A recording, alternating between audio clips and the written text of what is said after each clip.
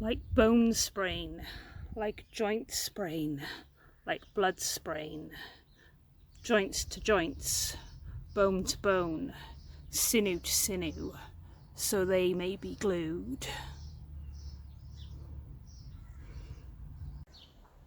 Hi folks, we are out today with some comfrey. So this is a plant that grows in allotments and on scrubland and places like that. It likes a lot of shade, this plant, so slightly shady spots, and you can probably see here we're close to a wall. It has these, oh, that's some red valerian there, has these bell-shaped flowers. Now these bell-shaped flowers come in pinks and whites and purples, and then the leaves are really easy to mix up with foxgloves leaves, and I'm gonna find some foxgloves leaves to compare with you if we can as well.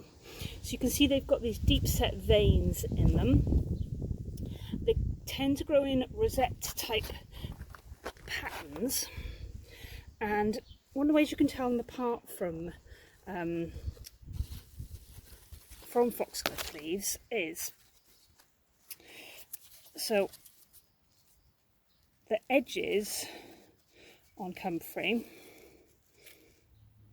are smooth. So foxgloves have slightly serrated edges on them as well, and these are slightly hairy but waxy, whereas foxgloves, they're almost like furry. But the best way to tell the difference is to wait till the flowers come out, and then you know exactly what you're picking.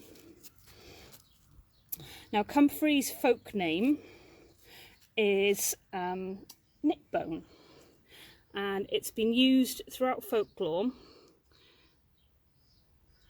for exactly that, used to help heal broken bones and bruises and things like that. So what we're going to do is we are going to pick some to take home to put in with our daisy oil that we made a couple of weeks ago to make an ointment for all our ouchies. So you would use the leaves and the flowering tops. Now the poem you heard me saying at the beginning of the video is an old Norse charm or spell to help fix broken bones. And you can also use this in a poultice as well to put on a freshly broken bone, and you could use that charm if you wanted to help heal the bones. So we're going to pick some of this now, we'll take it home and we'll pop it in an ointment. I don't know if you can see this folks, but this comfrey is covered in lots of bees, and this is a great plant to have for bees as well, which is one of the reasons why it's really good to have on an allotment. Here you go folks, this is a foxglove, and you can see the leaves are really similar with those veins going all the way through them. But can you see, like I said, that you've got this like serrated edge around them? And again, they're not hairy like our comfrey was, much smoother.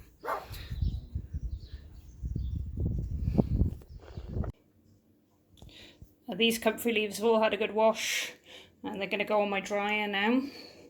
It's worth mentioning that comfrey we don't take internally. It's thought to be toxic internally. We only use it externally, so only in things like creams and balms and oils. Hi folks, so we're back home now and we're gonna do a hot infused oil today. So we did a cold infused oil on one of the last videos. We're going to do a hot infused oil today with the comfrey. So what we've got is we've got a slow cooker. Now one of the reasons for using a slow cooker is we don't want to burn the oil, and with this one you can put it onto a low setting and you can leave it for several hours and it's not going to burn the oil. when you're doing a hot infused oil, the longer you can leave it, the better. So it's really, really ideal for that. Now, we're going to have a little bit of an experiment this year with the Comfrey oil. So normally when I do Comfrey infused oil, I use the leaves and I use them dry. But I was at a workshop last year with a tutor, and she said that she does a double infused oil with the fresh flowering tops first, and then she'll use the dry leaves to do a double infusion then later on. So this is what we're going to do. We're going to do a hot infusion with the fresh flowering tops first.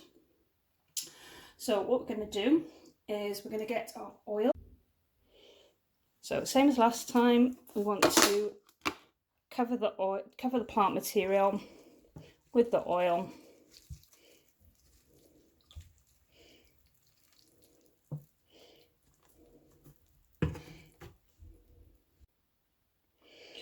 So we have our plant material all nice and covered then. So you remember our little magical charm from earlier in the video. So if you wanted to infuse this with a little bit of magic, you could recite that while you're giving it a nice clockwise stir. So it was like bone sprain, so blood sprain, so joint sprain, bone to bone, blood to blood, joints to joints, so they may be glued.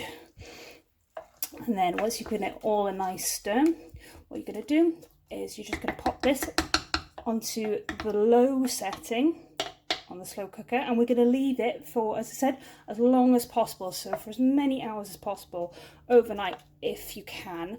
And then once we're all done, we'll strain it off like we did before and pop it into a jar ready for when we make our ointment with it. So I hope you've enjoyed the video today, folks. Please leave me some comments if you want to see anything in particular or if you have any thoughts, and hopefully we'll see you again.